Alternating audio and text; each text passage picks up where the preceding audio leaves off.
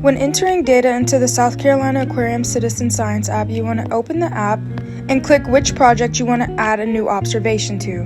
In this case, we're adding to the Good Catch Seafood survey, and it's going to ask you what type of business. So here we're at a restaurant. Click restaurant and use the selection.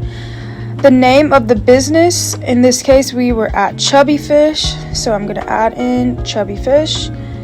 Now the seafood species, there are many listed, and this night I had sheep's head, so there it is. I'm going to select sheep's head. Then it asks where was the fish sourced from, so this one is from South Carolina. I'm going to enter that in, and then it wants you to add in a photo. Here's the photo. And then lastly, you're going to add if it was farmed or wild caught. In this case, it was wild caught. And then it asks if you want to enter any additional observation notes. And here I'd like to just add what exactly I was eating.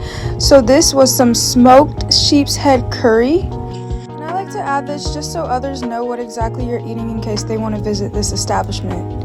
And that's it. You have now entered your data and not only contributed to the seafood survey, but also as a citizen scientist.